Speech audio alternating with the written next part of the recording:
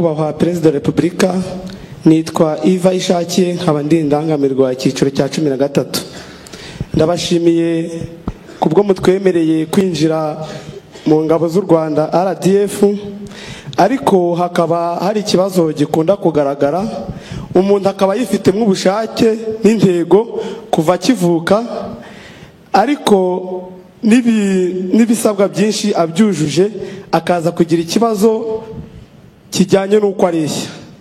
Ibipimo mwasetinze nta muntu waba warabigizemo uruhare kuba wenda yaba yarisanze areshya uko abareshya, ariko umutima wo kujya mu ngabo z'u Rwanda byo bikaba yarabivukanye, n'amateka twagiye tugaragarizwa bikaba byarabidukundishije kurushaho.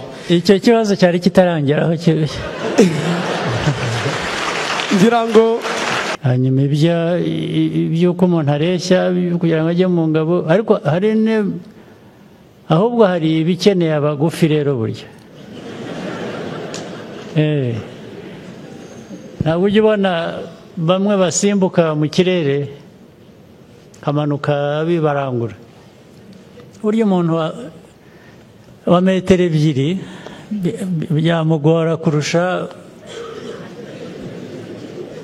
wa metero 1.5.